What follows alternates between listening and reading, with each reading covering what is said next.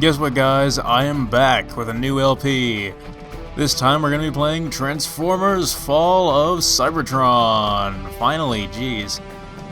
Yeah, this game came out quite a few months ago by now, and I've been delaying this LP because I've been really struggling to think about certain decisions that would be involved in doing this LP. One of which, as you can see, that I've already made is I've chosen to leave in cutscenes for this LP, so all the cutscenes and all of the storyline will be left in. The only other game I've done this for was Deus Ex 3, and I figured I can do it with this game because all the cutscenes are super short and they're super awesome, so they'll only add to the LP, they won't take anything away from it. But I will be liberal with talking over them, so as per usual. So this first video is basically going to be the tutorial level, but I'm going to be going over basically all the new, instead of talking really about strategy, I'm just going to be going over a lot of the changes between War for Cybertron and this game, because there is a lot of them. So first of all, our tutorial level is basically we have a force tutorial with the whole camera control configuration and everything, which is typical of modern games when you think about it, but it was not in the first game. The first game was very retro. They just started out the game and immediately threw you into it, which I liked. Thinking back on it, it was a bit unconventional, but I liked it, mainly just because I'm a hardened shooter veteran, so I didn't really need it, especially because I'd already played the multiplayer demo, so I knew the controls long before I ever got the game. So, I'm good with that. Another thing you may notice is we didn't have the option to choose a character at the beginning of this level. We are forced to play as Bumblebee no matter what, which is one of the biggest changes to this game, the fact that you no longer have a 3-character selection at the beginning of each mission. You are forced to play as whatever character the game wants you to play as at that particular time, which also means no co-op. A lot of people are kind of beat up about the whole no co-op thing, but I've learned to accept it because the campaign is actually much better for it. That being said, the ability to not choose between the variation of characters is kind of a letdown, because I liked the whole strategic advantage of using different characters because they had their own innate abilities and default weapons. And in this game, there's only maybe 1 or 2 varying default weapons, and the rest you acquire as you go throughout the game. I'll go into more detail about that later. And as far as the abilities go, all of your characters only have one innate ability and the dash ability. Every character has the dash ability. So that definitely changes up the dynamics of it a bit, and I was a little bit skeptical about that at first, because I was worried, does that really take out the whole strategy aspect of the first game that I liked so much?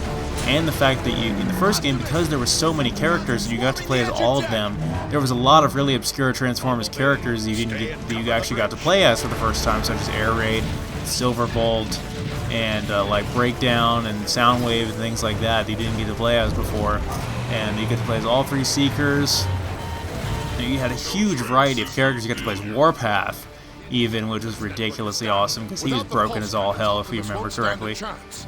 And I actually didn't even realize how broken Warpath was in that game until I used him in Escalation to get all the achievements for War for Cybertron. I have all 1,000 for War for Cybertron now.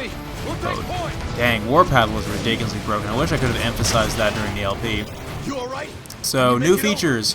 We have a sprint feature. After you dash, you can hold down the dash button to keep sprinting, which is actually a pretty useful ability. Also gives, it's not essential, especially because you have your robot mode, but there's a lot of times where the game will restrict your use of the robot mode, and you'll have to do that anyway. It also gives you the opportunity to use a sprint melee attack, which does slightly more damage, and you can sort of lunge at the enemy. But, one of the hindrances to your mobility is the fact that there is no longer a double jump feature. All characters do not have innate double jump anymore, which is a real letdown because I really liked the double jump in War for Cybertron, and I thought that it had a sort of it added a sort of inherent platforming element to the game that made the mobility of each character feel really dynamic, and it just felt like a really, really fluent arcade-style game with all the crazy jumping and everything, and very platformery.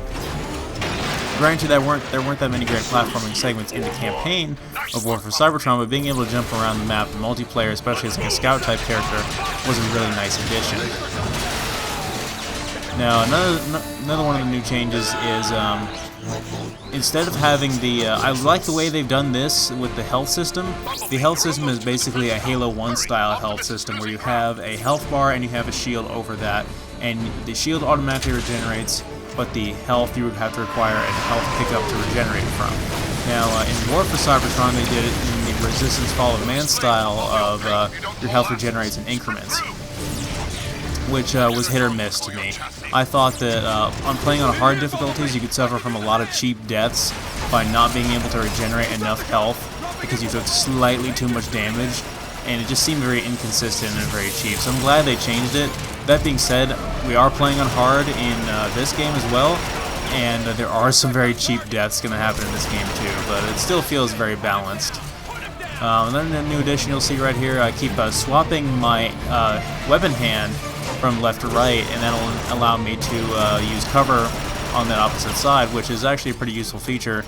I didn't think that was essential in War for Cybertron. I liked the fact that your camera was always fixed over your right shoulder. It didn't bother me that you couldn't swap it, but it is a nice touch that they've allowed that. It does allow a more cover-based combat without actually having a cover system and keeping the core, fast-paced action intact. The problem with this feature is they have dropped offhand grenade throwing for this, so we only have a equipment drop we can use, which can sometimes be grenades, but we don't actually have a grenade slot. There are no grenades essentially in the game, and that's also a bit of a letdown. But those utility things that we can use do add another dynamic to it. They sort of balance it out and replace that stuff. So another thing that's a big letdown about this mission I forgot to mention in the beginning is Bumblebee does not speak in this game. Apparently that is the new canon with Bumblebee between the Michael Bay movies and Transformers Prime, and now this. Bumblebee just cannot speak for some reason. I loved his voice actor in War for Cybertron though, because it was John Young Bosch, one of my favorite voice actors, and he did an amazing job with Bumblebee.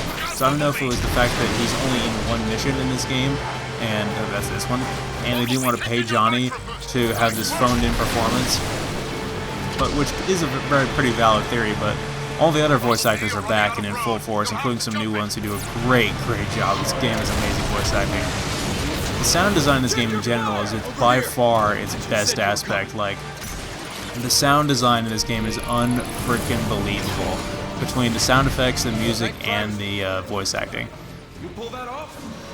So another new addition you might be noticing is the weapon design aesthetically is much different.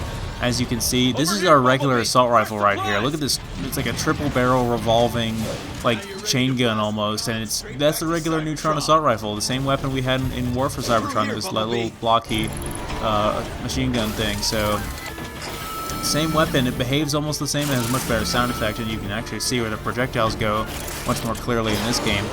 But yeah, same weapon. It's a pretty useful weapon too. It's basically your standard reliable weapon. I've already gone into detail about how it works in the previous game, so I'm not going to go into too much more detail in this one. But one of the changes is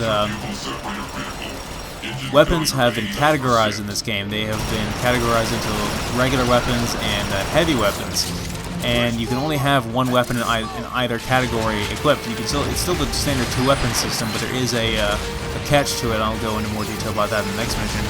But basically, heavy weapons, you can't have essentially two heavy weapons and two primary weapons. So certain weapon combinations cannot exist in this game. Like, you can't have the assault rifle and the photon burst rifle at the same time, or you can't have the frag launcher and the rocket launcher at the same time. You have to have one small weapon and one big weapon. You can't have two of either. Which at first, I was also very skeptical about that feature, thinking I wouldn't like it, but yeah, it turns out they've completely revamped all the weapons in this game. Even some of the returning favorites have been rebalanced and redesigned, and it's all for the better. I love all the weapons in this game. It took a little while for them to grow on me, but I'll be going into more detail about how they've changed them as we acquire them. The thing about this game, though, is not all of your weapons are unlocked at the beginning. And some of the weapons are actually quite rare, but again, I'll be going into more detail about that in the next mission. But we are playing on hard, and there are some stipulations to playing on hard. But that is the ultimate difficulty level in this game. There is no very hard difficulty, unfortunately. But I guess the hardest way to play this game would be to play it on hard the very first time through with no upgrades. Now, it's the beginning of the game, and Prime and Megatron are already duking it out. Even if you destroy me, Megatron, oh crap! others will rise to defeat your tyranny. Hang in there, Prime. Then I'll just have to destroy you all!